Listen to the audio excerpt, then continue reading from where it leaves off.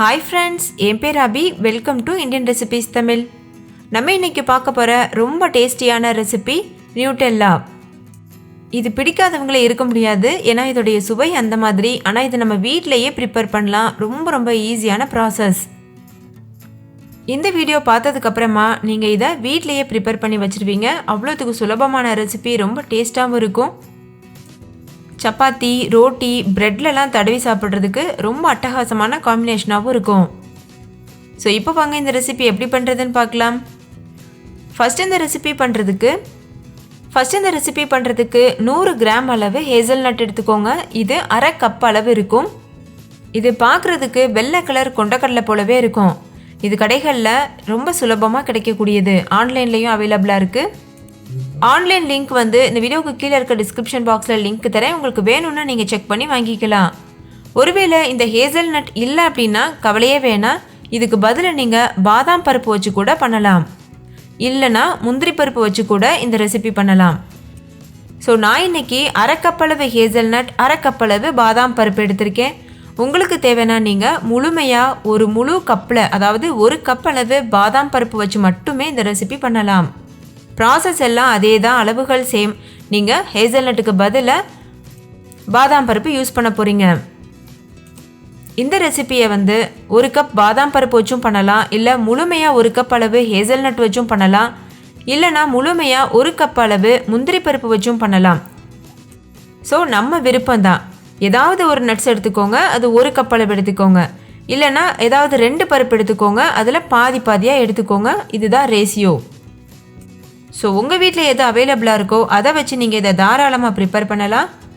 இல்லை உங்ககிட்ட நிலக்கடலை, வேர்க்கடலை இருக்குல்ல, அதுதான் இருக்குது அப்படின்னா கண்டிப்பாக நீங்கள் ஒரு கப் அளவு வேர்க்கடலை வச்சு கூட பண்ணலாம். ஆனால் அப்படி பண்ணோன்னா நம்மளுக்கு பீனட் பட்டர் வாசனை வர மாதிரி இருக்கும். அதனால் இந்த 3 பொருட்களில் ஏதாவது ஒன்று எடுத்து பண்ணுங்கள். ஃபஸ்ட்டு இது பண்ணுறதுக்கு ஒரு கடாய் சூடுபடுத்திட்டு இந்த 2 பருப்பையுமே சேர்த்து நல்லா வறுத்துக்கோங்க. மீடியம் ஃப்ளேமில் வச்சு வறுக்கணும். ஹை ஃப்ளேமில் வச்சு வறுத்தோன்னா சீக்கிரமாக கரிஞ்சு போயிடும். கரிஞ்ச வாசனை வர மாதிரி இருக்கும். அதனால் மீடியம் ஃப்ளேமில் வச்சு இது ஒரு 3 நிமிஷத்துக்கு நல்லா வறுத்துக்கோங்க. நீங்கள் எந்த பருப்பில் பண்ணாலும் இந்த ப்ராசஸ் கண்டிப்பாக பண்ணணும். இதை நல்லா வறுத்தா மட்டும்தான் இதை நம்ம அரைக்கும் போது நல்ல ஃபைன் பவுடராக அரைக்க முடியும்.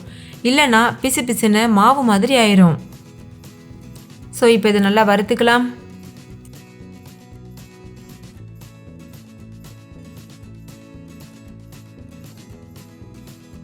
இப்போ பாருங்கள், இது நல்லா வறுபட்டுருச்சு. இந்த டைமில் ஸ்டவ் ஆஃப் பண்ணிவிட்டு இது நல்லா ஆற வச்சுருங்க. ஆறுனதுக்கப்புறமா ஒரு மிக்சி ஜார் எடுத்துக்கோங்க. வெதுப்பாக இருந்தால் பிரச்சனை இல்லை. மிக்சி ஜாரில் நம்ம வறுத்து வச்சுருக்கிற இந்த பருப்புகளை சேர்த்துடலாம். சேர்த்ததுக்கப்புறமா இதை நம்ம அரைச்சி எடுத்துக்க போகிறோம். எந்த அளவுக்கு முடியுமோ அந்த அளவுக்கு ஃபைன் பவுடராக அரைச்சிக்கோங்க. நல்ல மைய அரைச்சிக்கணும். தொடர்ந்து அரைச்சிட்டே இருந்தோம்னா பாதாம்லேருந்தும் ஹேசல்நட்லேருந்தும் எண்ணெய் வெளியே வர ஆரம்பிச்சிடும். அதனால் பல்ஸ் மோடில் வச்சு ஒரு 30 செகண்டுக்கு அரைச்சிட்டே இருங்க. இந்த மாதிரி இடையில அந்த ஓரங்களில் ஒட்டி இருக்கக்கூடிய அந்த பவுடர்ஸையும் எடுத்து விட்டுட்டு நம்ம அரைக்கணும். இப்போ ஓரளவுக்கு நல்ல பவுடர் ஆயிருக்கு. இந்த டைமில் இதில் மித்த இருக்கக்கூடிய இன்க்ரீடியன்ஸையும் சேர்த்துட்டு நம்ம அரைச்சிடலாம். இப்போ இது கூட அரை கப் அளவு சுகர் பவுடர் சேர்த்துக்கோங்க. அரை கப் அளவு கோகோ பவுடர் சேர்த்துக்கோங்க. அரை கப்புன்றது 100 கிராம் அளவு இருக்கும். சேர்த்துட்டு இது போல் ஒரு தடவை நல்லா மிக்ஸ் பண்ணிக்கோங்க. நீங்கள் கோகோ பவுடருக்கு பதிலாக அரை கப் அளவு சாக்லேட்டை உருக்கி கூட சேர்த்துக்கலாம். இப்போ இதில் தேவையான அளவு உப்பு சேர்த்துட்டு மறுபடிக்கும் இது நல்லா அரைச்சாச்சு. உப்பு ரொம்ப சேர்த்துடக்கூடாது, ஒரு 2 சிட்டிகை மட்டும் சேர்த்துக்கோங்க. இது போல் இடையில சைடில் ஒட்டி இருக்கிறதெல்லாம் எடுத்து விட்டுட்டு அரைக்கணும். இப்போ பாருங்கள், நல்லா ஒரு பேஸ்ட் மாதிரி அரைஞ்சிருக்கு. இந்த டைமில் இது கூட 2 டேபிள் ஸ்பூன் அளவு எண்ணெய் சேர்த்துக்கோங்க. ஃப்ளேவர் இல்லாத ஏதாவது ஒரு எண்ணெய் சேர்த்துட்டு நல்லா இது போல் நைஸாக அரைச்சிக்கோங்க. ஏற்கனவே பாதாம்லேருந்தும் ஹேசல்நட்லேருந்தும் எண்ணெய் வெளியாகும். அதனால் அதிகமாக எண்ணெய் சேர்க்க தேவையில்லை.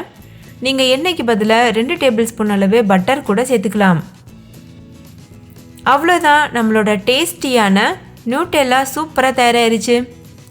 நீங்களே பார்த்துருப்பீங்கள்ல, எவ்வளோ ஈஸியான ஒரு ரெசிபி. நம்ம வீட்டிலையே நம்ம கையால் இதை ப்ரிப்பேர் பண்ணி ஸ்டோர் பண்ணி வச்சுக்கலாம். ஃப்ரிட்ஜில் வச்சு யூஸ் பண்ணுங்கள், அப்போ கெட்டு போகாமல் இருக்கும். ஃப்ரெண்ட்ஸ், நீங்களே இதோட டெக்ஸ்சரை பாருங்கள், எவ்வளோ பெர்ஃபெக்டாக வந்திருக்கு. கட்டாயம் நீங்கள் ட்ரை பண்ணி பாருங்கள். ட்ரை பண்ணிவிட்டு உங்கள் எக்ஸ்பீரியன்ஸ் எப்படி இருந்ததுன்னு கமெண்ட்லேயும் கூட ஷேர் பண்ண மறந்துடாதீங்க. கூடவே நீங்கள் ட்ரை பண்ண ரெசிபியோட பிக்சரை என்னோட இன்ஸ்டாகிராம் பேஜில் ஷேர் பண்ணவும் மறந்துடாதீங்க. அதோட லிங்க் இந்த வீடியோவுக்கு கீழே இருக்க டிஸ்கிரிப்ஷன் பாக்ஸில் இருக்குது, செக் பண்ணி பாருங்கள். இந்த வீடியோ பிடிச்சிருந்தா லைக் பண்ணுங்கள், உங்கள் ஃப்ரெண்ட்ஸ் கூட ஷேர் பண்ணுங்கள். நம்ம சேனல் இந்தியன் ரெசிபீஸ் தமிழை சப்ஸ்கிரைப் செய்துக்கோங்க. இன்னொரு சூப்பரான ரெசிபியோட நான் உங்களை சந்திக்கிறேன். தேங்க்யூ, பாய்.